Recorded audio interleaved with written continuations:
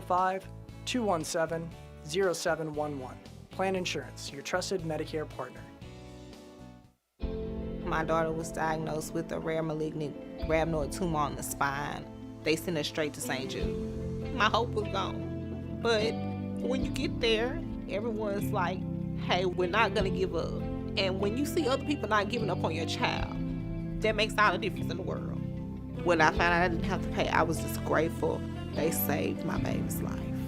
Finding cures, saving children. Learn more at stjude.org. Heading back to school? Arrive in style with a new Toyota from Fowler Toyota of Norman. If you're in the market for a sedan, SUV, or anything in between, we have a huge selection available. And right now, during our back-to-school sales event, you can score an incredible 0% APR for up to 72 months. It's the perfect time to upgrade your ride and start the school year right. With approved credit through Toyota Financial, stock number N241352. Offer valid through September 3rd, 2024. I'm Scarlett Johansson. My family relied on public assistance to help provide meals for us. These meals fueled my involvement in theater and the arts as a child, which fostered my love for acting. The Feeding America network of food banks helps millions of people put food on the table. You can join the movement to end hunger by donating, volunteering, and advocating. Because when people are fed, futures are nourished. Join the movement to end hunger at feedingamerica.org/actnow. Brought to you by Feeding America and the Ad Council. It's time. All we want to think about is football and basketball season, but it's also insurance season. November 1st to December 15th is open enrollment for your individual medical coverage. This is the time you need to pick a new plan or update your income to avoid tax penalties. If you're uninsured, this is the only time to buy individual medical plans for 2025 without a qualifying event. Call the agents at Allison Insurance at 405-745-2968 or 1-800-580-5587. It won't cost you anything and could save you a lot. The Ref Radio Sports Network is powered statewide by the insurance adjusters at Brown O'Haver. Fire, wind, theft, or tornado, we can help. Call 405-735-5510. Live from the Buffalo Wild Wings Studios, it's time to get locked in to the best Sooner recruiting and football news with Tyler McComas and Parker Thune. You better lock it up. You better lock it up. No, you lock it up. You lock it up. Lock it up. Hit the guys up on the Riverwind Casino call-in line at 405-329-9000. Text the show on the Knippelmeyer Chevrolet text line at 405-651-3439. Do it! Just do it! Now, with Locked In, here's Tyler McComas and Parker Thune. I will never forget the day, July 21st, 2021. Hanging out, doing the show in the afternoon. Who knows what we had planned for the show that day. Then all of a sudden, a random report comes out that OU and Texas will seek admission into the SEC. And on that day, on July 21st, 2021, you thought, well, okay, here's just another crazy rumor coming out here. This isn't one of the big voices in college football saying this. Just another summer crazy realignment rumor that's probably not going to happen. 30 minutes later, it was, oh, there might be something to this. An hour later, it's, whoa, I think OU and Texas might join the SEC. And by the end of the show that day, it was, oh, my God, yes, OU is heading to the SEC. Yes. That was in the middle of the summer back in 2021. And here we are, Parker Thune, 1,157 days later. It finally feels real that OU is in the SEC. Like, we've had some things along the way. July 1st was essentially SEC Day. We had SEC Media Day. The SEC logo, we've seen it on the field. We've seen the patch on the uniforms. OU has played games as a member of the SEC. But your first SEC game tomorrow night is going to be the real sign that, yep, this is the reality here moving forward in your new conference home in front of the entire country. Cannot wait. Yep, feels a little bit different, doesn't it? It just means more now. And I agree, man. The buzz is palpable, and I would hope that this is sustained. I would hope that this is the new normal, that this is a beacon of a new era as far as the game day experience and even the lead up to the game day experience in Norman, because it does just mean more. And this game I mean, I was having a conversation with David Goodspeed while he was here during the 12 o'clock hour, Tyler, and I would say this is probably, at least in my mind, the most anticipated home game that Oklahoma has played since 2008. Now, that's a matter of subjectivity. You might have your own opinion on that, but regardless, this is certainly not the type of home tilt that Oklahoma fans are accustomed to seeing and accustomed to preparing for, but you're going to have a lot of these games in the years ahead. Heck, you're going to have a lot of these games this season. It may not even be Carolina, the biggest home game this year. That's what you hope if you're an OU fan, right? That this isn't even the biggest home game this year. You got Alabama coming to town. South Carolina looks like a better team than most gave them credit for heading into the season. No longer are we going to have one home game a year, maybe if you're lucky, where it feels like, all right, Oklahoma's about to get a legit challenge. No, it's going to be pretty much every single home game from here on out. We were excited for Nebraska at 11 a.m. a few years ago, and I know that there's a fun, historic rivalry between the two, but it was like, yeah, Nebraska at 11 a.m. is our primetime home game this year. And speaking of Nebraska, 1,157 days ago, as we routinely say on Twitter, all we wanted to do was play Nebraska at night. Didn't let us play Nebraska at night, and now they're going to play Tennessee at night, tomorrow night under the lights on Owen Field with the entire country watching. Cannot wait. And how about this, man? Make of this what you will. The spread's been, 7.5, pretty much throughout the entire week. In some spots, it has dropped to 6.5, which isn't a major move with the line, but at least in some places, the spread is heading a little bit more towards OU's favor. When we talked this time yesterday, 92% of the money was on Tennessee. An insane amount. 92% of the money on Tennessee to cover the 7 points. I looked right before the show today, Parker. 66% of the money is now on Oklahoma to cover the spread. Yes, and this is where it serves me well to have a friend, as I do, that is a chronic sports bettor. And he texted me this morning around 9:45 and said, the money line just moved massively, but the spread didn't, and then followed up by clarifying what that means for folks like me who need it explained to them like we're five. He said, in degenerate terms, that's good for OU. Okay. So, you said chronic gambler about this guy. I was like, do we want to use degenerate? But he used it himself, so that makes me comfortable. Yes, I didn't want a word echo there. But, yes, he is certainly a degenerate. And I don't know what you take away from that. I don't know how much that means to you. But as you mentioned, Tyler, no longer is the overwhelming majority of the money going into this game on Tennessee. There appears to be quite a bit of late confidence in Oklahoma to, at the very least, cover. I don't know about win outright, but seems to be a lot more confidence late in the week that Oklahoma ends up covering that 7-point spread. Well, we got a lot to get to over the course of the next 45 minutes or so. We got to talk about the injury situation, what it might look like tomorrow. A big recruiting weekend is on tap for Oklahoma, a massive recruiting weekend on tap. And we'll talk more about this football game in itself as well. But let's kind of start there when it comes to recruiting, because this is a big recruiting weekend. And might the most important, or however you want to say it, the biggest recruit on campus be Deuce Gerald's, the 2026 defensive lineman who looks to be one of the best in the country for that class out of the state of Georgia, and OU is very much in on that recruitment. Rivals, as they do every single Friday, list in order the 10 most important visits going on in college football this weekend.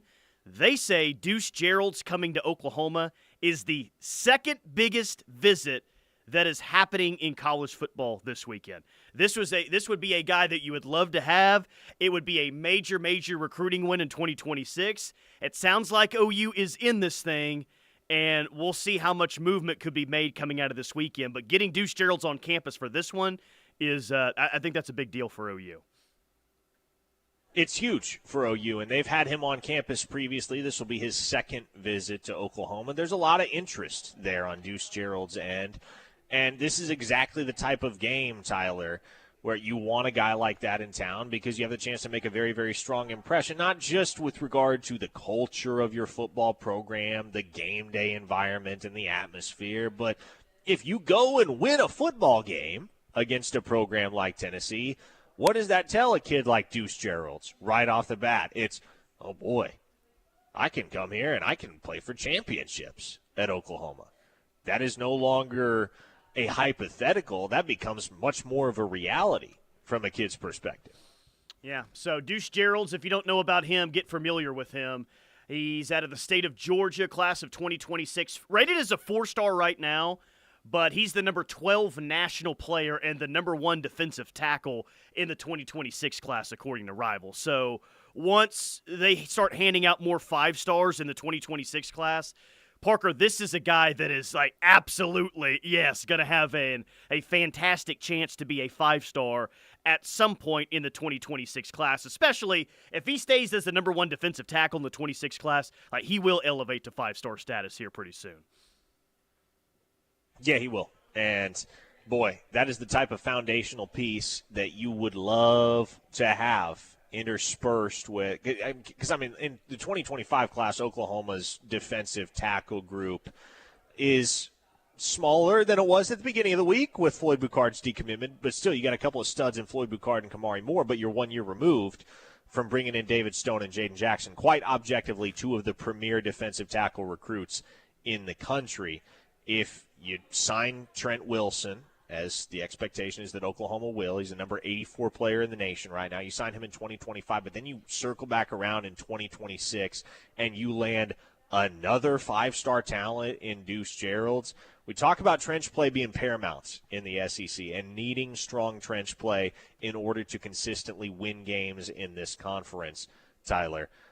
At that point, Oklahoma would have, at least in terms of hype, I don't know necessarily in terms of actual ability. We'd have to see it, and we'd have to see it sustained. But you'd be able to look at that Oklahoma defensive tackle room if the Sooners were to bring in a guy like Deuce Gerald's, and it would go toe-to-toe with any defensive tackle group in America in terms of what those guys were ranked as recruits and the level of hype that followed them coming out of high school. The 4th biggest visit that's happening in college football this weekend, according to Rivals, is Peyton Houston, the 2027 dual-threat quarterback out of Shreveport, Louisiana. Peyton Houston is going to be in town this weekend. Could be a OU-Texas battle. This is way early in this one. He's a 27 kid. But OU's looking for its 2027 quarterback, and if they get Peyton Houston, that'd be a really good get. But that's another big-time visit. And it just goes to show that this weekend mostly is about the 26 and the 27 class. Maybe bigger, I guess, for 26 than it is in 27, but you've got high-end talent represented in both classes. As kind of case in point with the first 2 guys that I've mentioned here. Yeah, and Peyton Houston, man, that would be a phenomenal get for Oklahoma. And they already have kicked off their 2027 class with the pickup of 4-star defensive end Zane Rowe from Denton Guyer High School. But Peyton Houston, man, this is a guy that I've been watching for a long, long time very closely. First I ever saw him in person was when he was in 8th grade. Look, for my money, I think this is the best 2027 signal caller in the nation. There is a ton of interest in Oklahoma from his side, his family's side. I've got a future cast in for Oklahoma, Tyler. Hey. And the question that so many folks have been asking is, well, what about LSU? He's a Louisiana kid. Why wouldn't he just go to LSU? Are you really going to put a prediction in this early when he's just going to wind up at LSU? What those people fail to take into account is that LSU has put an early red eye on another elite quarterback prospect in the class of 2027 that happens to also hail from the boot. That would be Elijah Haven. That's the guy they want. That's the guy they've prioritized. And so Peyton Houston really hasn't felt the love from LSU. And in the absence of any sort of significant interest from the Tigers, any sort of real interest from the Tigers, Oklahoma has emerged as the leader in his recruitment. And as it stands, I do expect the Sooners to get Peyton Houston. And if you go and win this game tomorrow night, Tyler, I do think there's some sneaky commit potential in a very immediate sense. Seth Luttrell, guys who can recruit tweet. Do I need to get it ready? Seth Luttrell KREF Recruiter of the Month. Hopefully he's Offensive Coordinator of the Month for month of September as well. That'd be nice. Another big visit, we've talked about him this week. Cooper Witten, the son of former Cowboy and Tennessee Volunteer Jason Witten, will be in town. Cooper Witten is a 4-star 2027 athlete out of Argyle, Texas, 6'2", 205 pounds. Top 50 player nationally in 2027. He's really good, but I'm sure it's ultimately going to be tough for Cooper Witten to say no to Tennessee, but an awesome visit this weekend to Oklahoma would probably go a long way. I'm sorry, Tyler. Say that again. I missed that. I was speaking with Newt Mitchell. I'm sure you'll forgive me. Cooper Witten is in town this weekend. Cooper Witten, His yes. daddy Cooper is Witten. Jason Witten. Yeah, that's going to be an interesting battle, and I do think Oklahoma and Tennessee will be two schools that have the staying power there, and you would expect that because Oklahoma was the first offer. Tennessee is dad's alma mater. And we're a long way off. Obviously, there's a lot of time for things to change, but Cooper loves Oklahoma, obviously has grown up rooting for Tennessee. And so does the outcome of this football game, make a decision for the kid as a sophomore in high school? No, but no doubt the experience of being in Oklahoma for a game day, I think, could go a long way towards solidifying yourself as a front runner alongside the Volunteers, who are always going to be a problem in this race. I mean, always, because, well, the reason is pretty obvious. Jason Witten is a Tennessee native, played at the University of Tennessee. Cooper has grown up rooting for the Vols. So you're going to have to coax him off that loyalty. 405, any 2025 recruits coming in? You had Fasusi in last weekend. Any just outside of commits? Outside of commits, the answer is no. Yeah, probably only commits. That's all at this point. Kind of like last weekend there with Fasusi. 405-651-3439 is the Knippelmeyer Chevrolet text line. Zane in Tulsa just says, "Oh, let's go." I don't know what Zane is referencing there. Maybe he's just referencing an OEC Fiber Football Friday today, which I will say the same thing back to you, Zane. Oh, yeah, let's go. I love the energy early in the show. Maybe he was talking about the potential of a Peyton Houston commitment. Maybe. I mean, boy, that'd be great. Eric in Dallas says, I think OU will win outright. We should know about defense winning over offense. Hey, if OU wins this game, and they win this game because the defense really played well, turned Nico over a couple of times, hold Tennessee to under 28 points. I wonder, and I bet it probably does, to be honest with you, but moves OU up a tier nationally in terms of what people think about this OU defense. I think people are finally coming to the realization that, hey, Oklahoma's got a pretty good defense, but this kind of being the ultimate test for them defensively, or at least up to this point this year, you play well in a game like this in front of the entire country, then I think even more respect will be thrown OU's way on the defensive side. Yeah, well, and I would just caution everybody. I haven't said this yet this week, and I feel the need to. I would just caution everybody about drawing any major conclusions about Oklahoma's defense, for better or worse, based on one singular game tomorrow I'm going all against Tennessee. I'm going all in. There are 8 more games to be played this season. Okay, Maine doesn't really count. There are 7 more games to be played this season in which we'll be able to get a much stronger sense of what Oklahoma's defense is and what they're capable of as a unit. Look, they may play really well tomorrow night and then have problems later in the season. They may play more poorly than we expect tomorrow night and get steadily better as the season progresses. So whatever happens tomorrow night, yes, get excited or start doom and glooming accordingly, but just understand it's not necessarily indicative of the product as a whole. We're going to need a large... On the postgame show tomorrow night at O'Connell's, if OU plays well defensively, we will be writing up a lifetime contract to Zach Alley for him to sign after the game. That will be happening. So, Zach, good performance tomorrow night. We at O'Connell's on the postgame show and all the power that we have will be drawing up a lifetime contract for you as a defensive coordinator at Oklahoma. But no, it'll be super impressive if they turn in a really good performance tomorrow, and probably going to have to win this game on Saturday night. All right, 405-651-3439 is the Knippelmeyer Chevrolet text line. Let's get to your texts, your YouTube live comments, and back to this OU Tennessee game. We coming up next on this OEC Fiber Football Friday right here on the Ref. Sound off any time of day on the Knippelmeyer Chevrolet text line at 405-651-3439. Knippelmeyer Chevrolet in Blanchard, USA. The Showplace Theater at Riverwind is the best place for live music. And we've got some of the best acts around, like Jewel and Melissa Etheridge, October 3rd. Gary Allen, October 4th. Chris Jansen and Easton Corbin, October 5th. Travis Tritt, October 25th.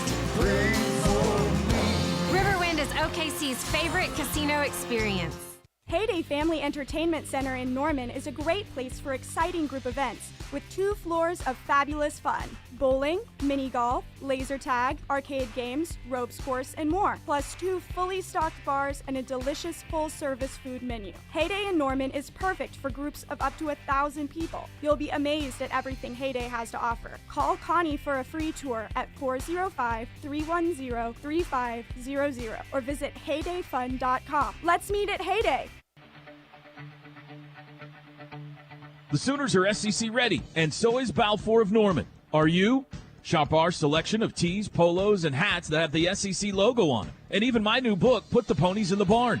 Locally owned for more than 45 years, Balfour of Norman on Campus Corner is OU fans' go-to shop for Sooner gear. Not only will you find all the newest t-shirt designs, but also great polos, women's fashion tops, shorts, and even things for the youngest Sooner fan, starting at newborn and going through youth sizes. When it comes to hats, Balfour probably has the largest selection anywhere. They also have everything you need for tailgating and watch parties, from drinkware and serving pieces to barbecue tools and accessories. Make sure you have plenty of OU paper plates and napkins on hand, too. If it says OU, you will probably find it at Balfour. Come see us on the corner for all the newest gear or shop online at crimsonproud.com, where you will find everything Sooner. Belmar Golf Club offers a whole new world of recreation and excitement. Our Junior Olympic-sized swimming pool offers a family-friendly atmosphere with poolside food and beverages perfect for all types of summer pool parties. In addition to the best golf course in Oklahoma, Belmar is also a great place to hold corporate and fundraising events, as well as magnificent and memorable wedding ceremonies. Call 405-364-0111 or stop by 1025 East Indian Hills Road and check out our first-class facilities and exceptional service.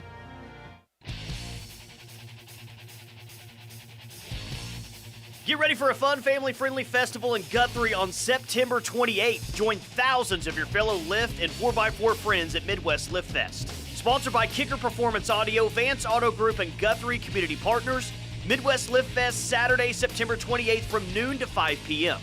Food trucks, RC action, kids e-bikes, raffle prizes, a kids bounce and slide circus, face painting, dozens of retail booths, and our legendary off-road course. It's our 6th year for owners of lifted trucks, Jeep Wranglers, Ford Broncos, 4-wheel SUVs, and more. Don't have a lifted truck, Jeep, or 4x4? No problem. You can purchase a ride-along on our thrilling Dirt Works of Oklahoma track. All proceeds go to Guthrie VFW and helping communities' paws and claws. Midwest Lift Fest, Saturday, September 28th, Guthrie, Oklahoma. Entry is free. Learn more at MidwestLiftFest.com or follow us on Facebook. Hey Sooners, I'm OU alum and Board Street Ventures founder James Spann. The Sooners season is underway, which means it's time for the Boyd Street Ventures Under the Radar Player of the Game. It's time for you to consider investing in BSV. Our portfolio has 16 innovative, under-the-radar, Oklahoma-connected companies. If you want in, the sooner the better, as our fund closes December 31st. Check out our portfolio at BoydStreetVentures.com. Boyd Street Ventures, under the radar, above the crowd.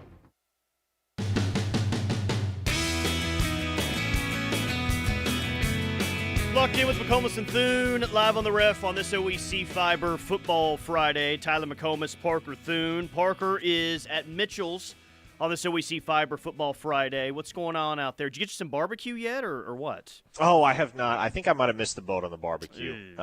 It arrived in the middle of a segment, and yes, I quite frankly forgot about it amidst all of the I shouldn't call it chaos because it's not that, but amidst all of the responsibilities of executing a radio show remotely, I forgot to go grab some barbecue. So there might still be some. Maybe I'll go look after this segment gets over. But, yeah, Mitchell's Jewelry is the spot for me this Friday, this OEC Fiber Football Friday, 2201 West Main Street in Norman. You can give Mitchell's a follow on Facebook and Instagram. Shop in-store Monday through Friday, 9 a.m. to 6 p.m., and Saturday, 9 a.m. to 5 p.m. You can also shop online at mitchells-jewelry.com. And let them ship it to you, pick it up in store, or ask for free local delivery. You can also create a wish list on their website or in store. You stop by today, you can find something new for game day with their University of Oklahoma collection. 405-360-2515. That's 360-2515 to get a hold of the good folks at Mitchell's Jewelry. I've bought some birthday and Christmas presents at Mitchell's before. They do a fantastic job. Really a big fan of not just Newton Gina, but everyone over there. They do a fantastic job. I would highly, highly, highly, highly recommend Mitchell's in Norman. They're amazing. So, Brew McCoy is one of Tennessee's best receivers. Now, does anyone out there like who's followed recruiting for a while remember the name Brew McCoy? Yeah, you probably do, right? Well, he's been around for a while. I was going back and looking at the Rivals rankings from the 2019 class that he was a part of. He was a top 15 player in that 2019 class. Initially, signed with Texas, but then to USC, back to Texas, I think is the whole deal now at Tennessee.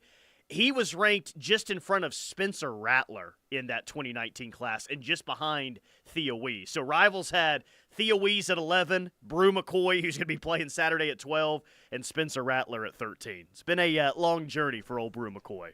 Man, a lot of guys in that 2019 class have gotten some mileage out of their collegiate careers, haven't they? Seriously. Theo Weiss is still playing up at Missouri. Crazy, man. Crazy. And George Pickens was like top 10. He's starring on Sundays right now for the Pittsburgh Steelers. Jaden Hazelwood was the number 4 overall player in this class. Ugh. Think that one panned out? Yeah, I mean, did it? I guess he led Oklahoma in receiving in 2021 for what that was worth. There is one member of that 2019 class that is still at Oklahoma. That, of course, would be Woody Washington, the old man, the secondary. By the way, happy commit-versary to Danny Okoye. Danny Okoye, 1 year ago today, the number 1 player in the state of Oklahoma from Tulsa, NOAA, picked OU over Texas and Tennessee. And I know that we haven't seen a lot of Danny up to this point, but there was a lot of excitement about him in the offseason. I do wonder if Danny makes an appearance here at any point in the very near future on the defensive side. Yeah, well, the likelihood of seeing him is higher than the likelihood of seeing Nigel Smith or Wyatt Gilmore. So I think if you do see a freshman defensive end, it would be Danny Okoye. But from what we've seen from those Oklahoma defensive ends through 3 weeks, I don't think you feel like you have to see Danny Okoye necessarily. Obviously, R. Mason Thomas really emerged last week. Trace Ford has not really shown up in the box score, but he's been all right. Well, He's created pressure. P.J. Adibawara has been a guy that Oklahoma has leaned on in high-leverage passing down situations. And then Ethan Downs is Ethan Downs, right? You know what you're getting with Ethan Downs. Consistently solid football. That's all we've ever gotten from Ethan Downs. And you shouldn't take that for granted. He's great against the run. He's great in the pass rush department. And a 2-time second-team All-Big 12 performer. So defensive end is a position of strength right now for Oklahoma. I do truly believe that. Okay, for the 816 state of Missouri, as an OU alum and someone that grew up not far from Lexington, Kentucky, I've never wanted an upset to happen more in my life. Hoping for a big win by OU this weekend. OU wins 35-31. That's from Adam. Adam, we got you. Maybe you're a little partial to the Kentucky Wildcats as well as Oklahoma, and you had to grow up around those obnoxious Tennessee fans. I would take 35-31 in a heartbeat, but I got to say that's a little bit higher scoring than what I feel like we're going to get on Saturday night. 35-31, unless there's like 2 defensive touchdowns or special teams touchdowns, that would be a heck of a day for the OU offense to win a game in the low to mid-30s like that, man. Wow. I always love getting a text from Yoda on the text line. Yoda said, Yoda here. Woo! Very delighted I am. So am I, Yoda. It's going to be a great weekend in Norman, America. And, yeah, I think if Oklahoma wins tomorrow, and I do think Oklahoma wins tomorrow, Tyler, to be clear, and doing a little bit more research and talking to a few more folks about the money that's being thrown around, whether public or not, on the Tennessee-Oklahoma matchup, again, a lot of the confidence in the last 24 hours or so has been in Oklahoma, not just to cover, but to win outright. So, again, I don't know how much stock you put into that, how optimistic that makes you, but I think if Oklahoma wins tomorrow, it's going to be on the strength of its defense. Oh, yeah. I think it's going to be because Brent Venables and Zach Alley collaborate to throw some things at Nico that he is just not ready for. And we know Brent Venables is capable of this. We suspect that Zach Alley is capable of this. But my prediction, my official prediction that I have thrown down is Oklahoma 20-16.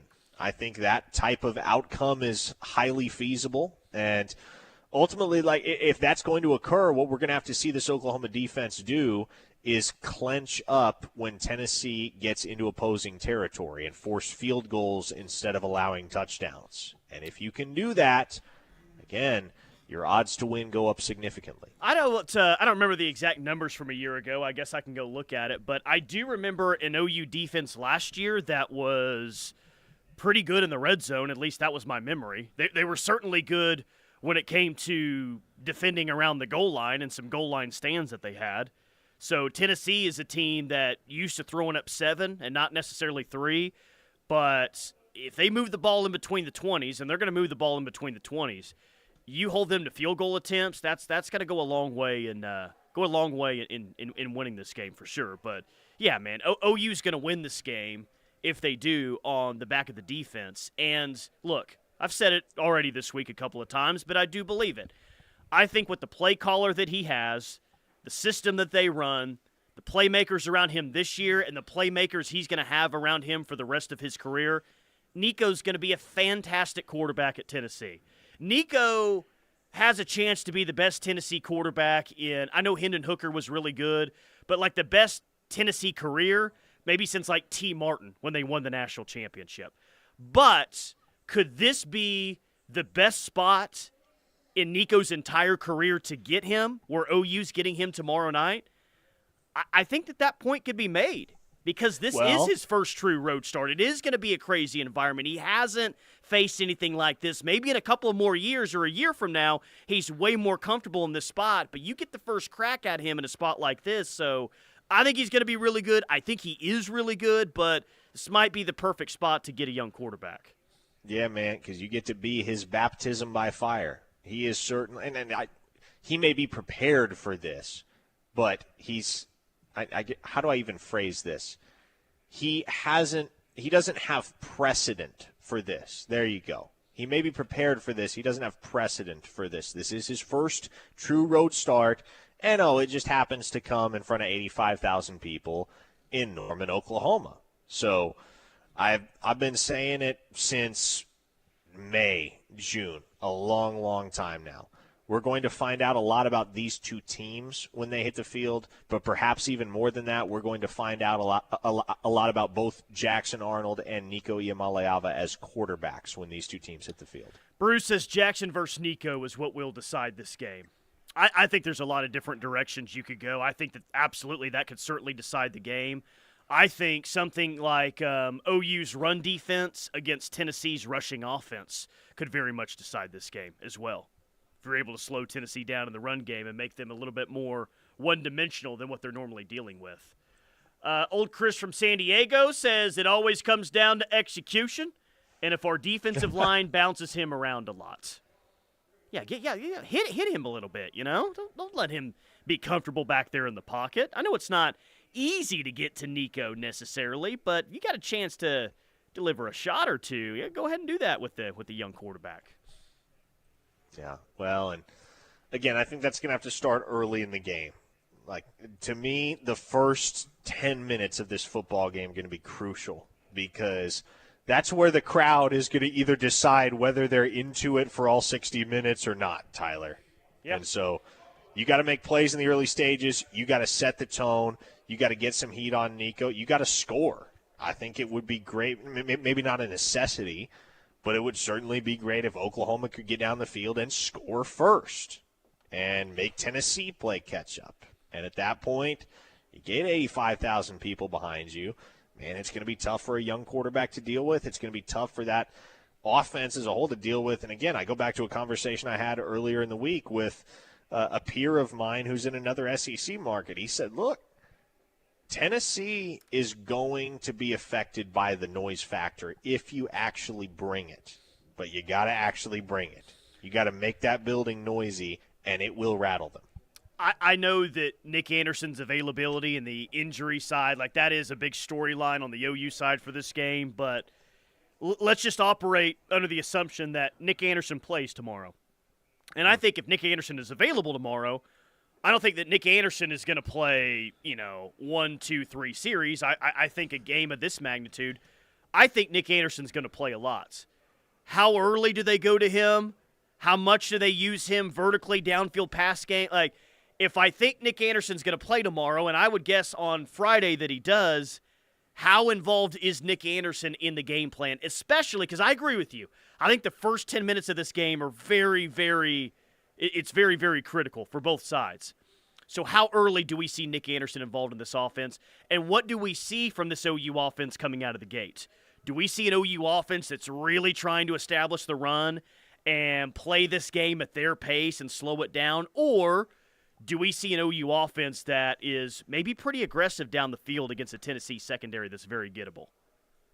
Yeah, well, I do think Oklahoma's going to take some early shots. I think they're going to have to because you're going to have to get a sense, Seth Luttrell's going to have to get a sense of whether Jackson Arnold is capable of hitting some of those shots and if that's whether they can, whether it's something that they can count on in the later stages of the game. So you're going to want to have an early gauge on that, how much you can rely on the downfield passing game. And Nick Anderson's obviously going to be a crucial weapon as far as that aspect of the offense is concerned. But I guess it kind of depends on the game plan, Tyler, because would you rather get Nick Anderson the ball early, make sure his confidence is 100% there in that injured hamstring that he's been dealing with, and I guess emphasize to Tennessee that is another thing, that's another individual that they're going to have to seriously reckon with in their game planning throughout the contest?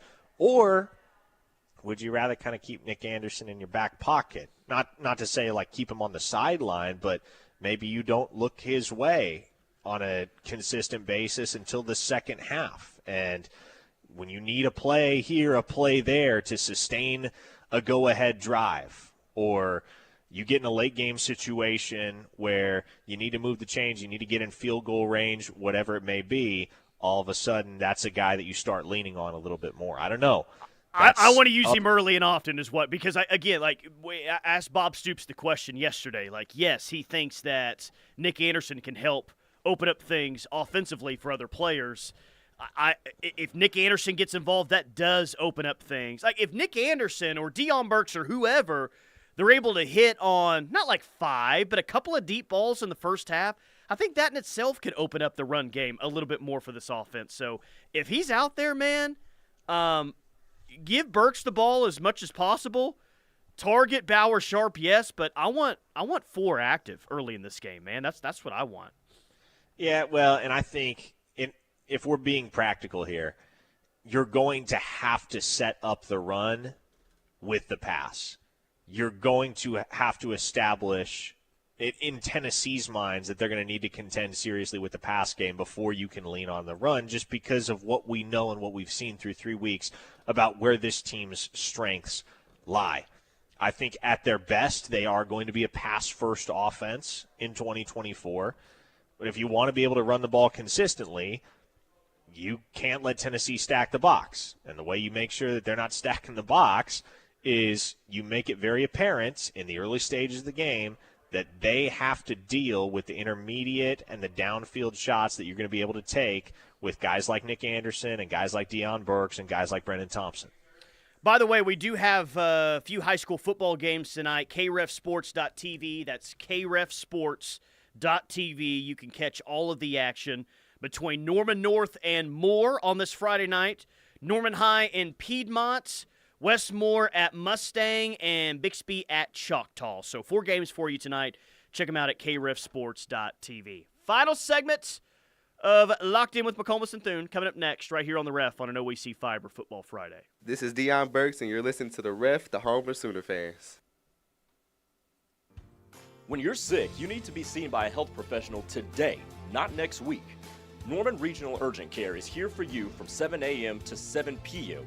Open 7 days a week at Porter Health Village in Norman and Monday through Friday in Westmore. Our Goldby Clinic is opening soon, so we can care for you wherever you are. No appointment needed, just walk right in. Whether it's a sudden illness or a minor injury, Norman Regional Urgent Care is ready to get you back on your feet today, not next week. Life can be complicated, but saving money shouldn't be. At OU Federal Credit Union, they make saving simple and stress-free. The best part? They have no hidden fees. Joining OUFCU means you're in control of your financial future. Whether it's a rainy day fund or saving for that dream vacation, they've got you covered. Visit OUFCU.com or come by one of their branches today. OU Federal Credit Union, where savings is simple and dreams come true. Member savings insured up to $250,000 by the NCUA. This is Toby Rowland. Did you know that more than 80 million people depend on AM radio each month for news, weather, and emergency information? A new bill in Congress would make sure AM radio remains in cars because when cell and internet services go down, this far-reaching free service may be your only lifeline. Text AM to 52886 and tell Congress to support the AM Radio for Every Vehicle Act. This message is brought to you by the National Association of Broadcasters and this station. Messaging and data rates may apply. Entrepreneurs and More Norman in South Oklahoma City have an experienced business partner in their neighborhood. More Norman Technology Center's workforce and economic development team understands the challenges entrepreneurs and small businesses face every day. From building an effective business model to hiring the right employees and managing cash flow, More Norman's business development experts can help you move forward confidently and thrive, knowing that you have a skilled partner at your side. Learn more about More Norman's Technology Center by calling 405-801-5000 or visit us online at mntc.edu. My name is Corporal Bradley Joseph Seitz. Jerry Reed. Kate Weber. These are real veterans facing a real challenge. I have PTSD. And I have PTSD. I have PTSD. Post-traumatic stress disorder can happen to anyone. I was still in a war zone in my mind. But treatment can turn your life around. Treatment has really saved my life. To learn about PTSD and how treatment can help you, call your local VA medical center or visit ptsd.va.gov. It's football time in Oklahoma. While you enjoy the game and tailgate, let Scissortail Roofing and Construction handle your roofing or construction project from start to finish. Whether it's a damage from a storm or a full construction project, we have you covered. Call us today at 405-928-8089 or visit us online at scissortailroofing.com for a free estimate. Hit by hail? Call Scissortail today, your trusted local roofing and construction company. Hey, wouldn't it be great if life came with a remote control? You know, you could hit pause when you needed to, or hit rewind, like that time you knocked down that wasp's nest. Uh-oh. Well, life doesn't always give you time to change the outcome, but prediabetes does. With early diagnosis and a few healthy changes, you can stop prediabetes before it leads to type 2 diabetes. To learn your risk, take the 1-minute test today at doihaveprediabetes.org. Brought to you by the Ad Council and its prediabetes awareness partners. What I know about courage, I learned from my adoptive mom. She said sometimes you just gotta hold on and know we'll get through this. Mom, we are so high up. Hold my hand. No, you hold my hand. Here we go. Learn about adopting a teen from foster care. You can't imagine the reward. Visit adoptuskids.org to find out more. This message is brought to you by Adopt US Kids, the U.S. Department of Health and Human Services, and the Ad Council.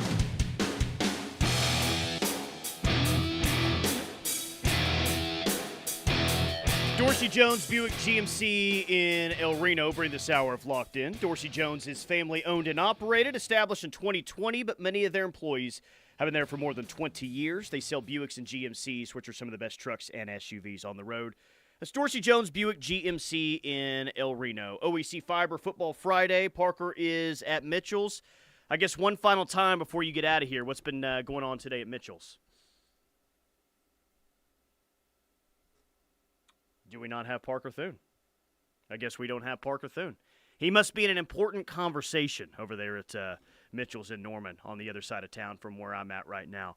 Let's go to the Knippelmeyer Chevrolet text line. Even if Nick Anderson plays with full confidence, we are still thin at receiver. We need to target running backs through the air at least 10 times and target tight ends 6 to 8 times. Yeah, I mean, in terms of the production that you've gotten at wide receiver up to this point, Nick Anderson helps a lot, but it doesn't necessarily mean you have 5 or 6 wide receivers that have necessarily done a ton through this point in the season. Now, I will say this is how many wide receivers have really impressed you consistently so far this year?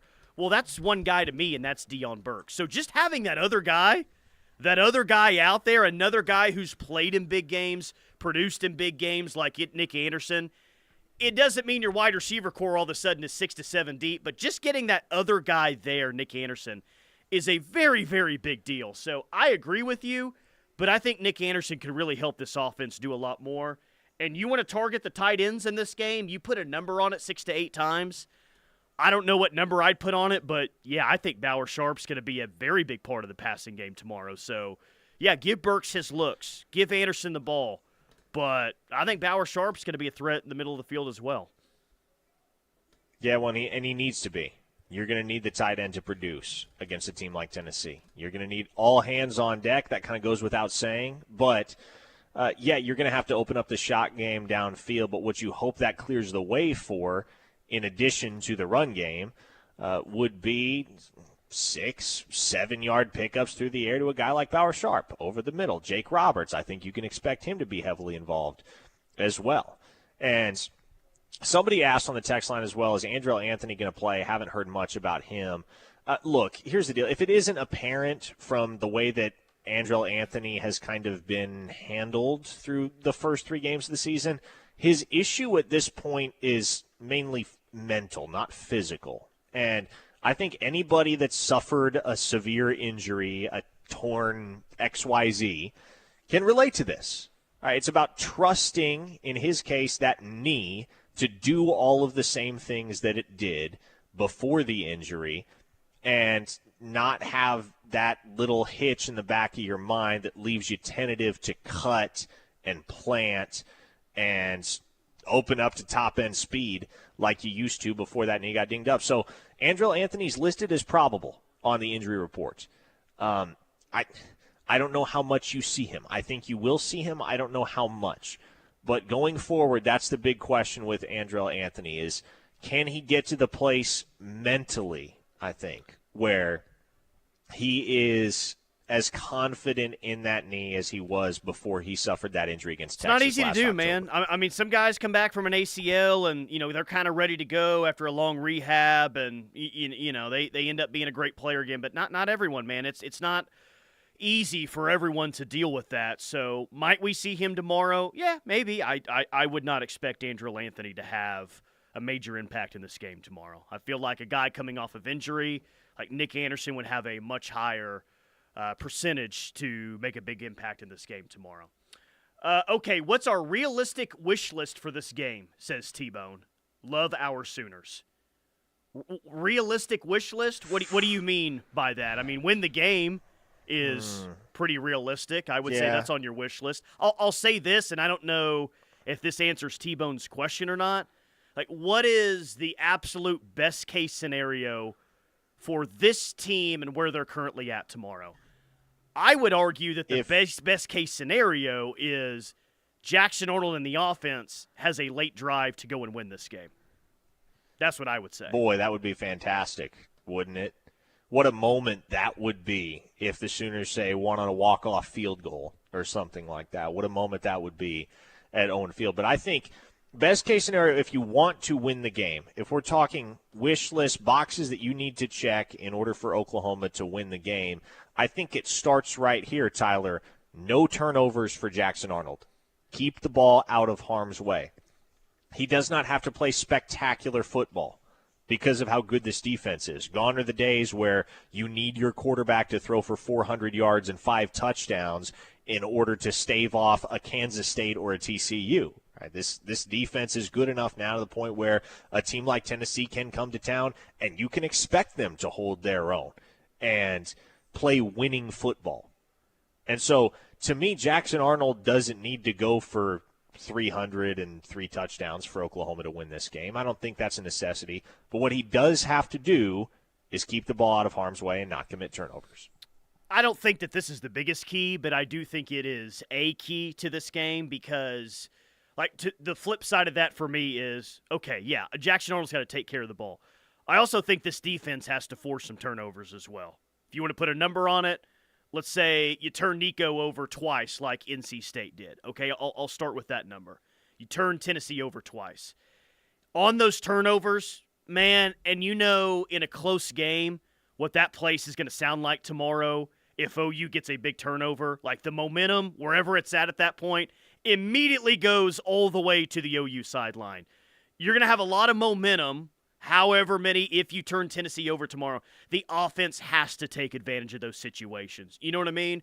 Whether it's in the red zone that they take over, whether it's in the middle of the field, whether it's deep in their own territory, whatever it is, when the defense gives this crowd some momentum and gives the ball back to the offense, and they haven't always done a great job of this year, they got to go down and get touchdowns in this game, man. Defense gets you the ball back with the momentum. Go down and score points with it. Don't go 3 and out and miss a field goal like you did in the Houston game a couple of weeks ago. Can I put a little bit of a different spin on your take? Because, to be honest, I don't think Oklahoma needs to score touchdowns in those circumstances. You just need to get points. Whatever that looks like, you need to cash in on opportunities with points. Now, if you look at the games, for instance, that Oklahoma lost last year, they were games where on several occasions – they got down into opposing territory and came up with nothing, a goose egg. And even a field goal there drastically changes the outlook of that football game in the closing minutes if it's what you get. And so for Oklahoma, every little thing matters. Every little thing matters. You can't leave points on the field. And so to me, yes, don't go 3 and out. That kind of goes without saying. When you get the ball with an opportunity to go make something happen, it doesn't necessarily need to be a touchdown, but get in position to where you can cash in with points in some form or fashion. Well, yeah, depending on what the game looks like, right? I'm just saying, that could be a situation. We'll see how the game plays out, where that might be the offense's best opportunities to go get points in a game like this. Because if this offense doesn't run the ball better, or it's not more efficient throwing the ball down the field, getting the ball right around midfield or wherever those turnovers happen could be your best opportunity to go score. I just think that you've got to take advantage of the momentum that you have as much as possible in this game, because the momentum swings, especially when they're on your side, is going to be pretty massive. Yeah, well, and if we're just talking very, very basic things that Oklahoma can do early in the game to set themselves up well to be able to go and win it in the third and fourth quarter. Go get the first stop, Tyler. When Tennessee's offense gets on the field, force a punt. Yeah. If you can do that, boy, does that go a long way towards setting the tone and setting the mood in that stadium too. KW the 918, OU formula to win. At least 3 20-plus yard plays on offense. 1 has to be early to loosen up the Vol defense. +2 on turnover margin. Long given up, they can win special teams, just don't lose it. Have at least 27 minutes time of possession. The defense can't play the entire game. I agree with you, KW. You cannot lose special teams tomorrow. Do you necessarily have to win it? Maybe not. If your defense plays really well, your offense is efficient, but you can't lose the thing. Definitely at least keep special teams even. But, hey, that nice Peyton Bowen punt return that we talked about yesterday, be a pretty good time for that. Real good time for that. Yes, and, of course, Tyler has given me an extension on my prediction. Yep, I have. So, if Peyton Bowen returns a punt this weekend, I am absolved. Sooner287 says, can Babalola commit already? It is interesting, isn't it? Man. Yeah, I'm right there with you, Sooner287. I'm right there with you. I don't know when it's going to happen. Nobody really knows at this point. Boy, this feels like Grant Bricks again, doesn't it? Where you're just waiting and waiting and waiting, and there's no, I guess technically there is a light at the end of the tunnel because he can't wait forever, but nothing it's kind of a simultaneous deal where you feel like it's constantly imminent and then never imminent. So, yeah, that's a weird one. The nice man. place But to be Oklahoma with this or one Michigan? is, okay, well, if you don't get Babalola, you feel like your offensive line class is pretty secure. Right? Like, even without him, it's one of the better O-line classes in the SEC, which in turn means it's one of the better O-line classes in the entire country for 2025. Is Oklahoma the team in this race right now that the longer that this goes on, the better it is for them? Are they that team?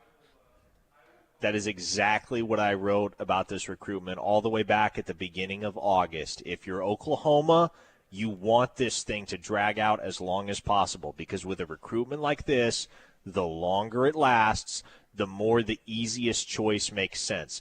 And Oklahoma for Babalola is the easy choice. It's close to home. It offers a quality education. It obviously offers Bill Bedenbaugh and his penchant for developing offensive linemen into NFL draft picks and high NFL draft picks. At that, Oklahoma checks every box. I think the reason why a decision has lasted this long is because there are those in Babalola's camp that kind of have varying interests in the process. But to me, the longer it lasts, the better the chances that this kid is just making the decision of his own accord. And if that happens, again, the easiest decision for that kid to make becomes the most likely one, and that's Oklahoma in my eyes. Puerto Rican Sooner, I want to see Nico run for his life like Justin Worley did in 2014. Have one of those 99, 100-yard pick sixes would be good too. Like, who was that, Julian Wilson, who made that play back in 2014? That'd be nice as well. Okay, 5-star Randy, the third man in the ring. Nobody is talking about his special teams. How do we compare in that regard? I feel like their field goal kicker has missed one so far this year. One.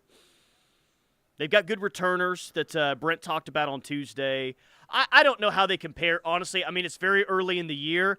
I will say this, like, OU feels like they have one of the better punters in the SEC at this point, which could be valuable in this game. And again, Tyler Keltner, career 75% kicker, so he's 5 for 6 on the year. You can expect him to go 1 for 2 tomorrow. That's what that means. Oh boy, 1 for 2. And then if he has to attempt a third field goal later in the game, all bets are off. Well, there's a chance that this game comes down to a Tyler Keltner field goal, and if it is his third field goal of the game, just remember this conversation. I'm getting nervous already just thinking about it, but it's gonna be fun. It's going to be a fun Friday, Football Friday. It's going to be a fun Saturday as well. And the buzz is alive and well in Norman, Oklahoma. Pretty cool. First SEC game coming up tomorrow night. All right, that'll do it for Locked In. The Rush is coming up next. We've got 3 hours of college football talk coming your way next, right here on The Ref. Football. You love it. We love it. You live it. We live it. You need it. We got it. Nobody covers college football better. The Rush. Right here on the Ref Sports Radio Network.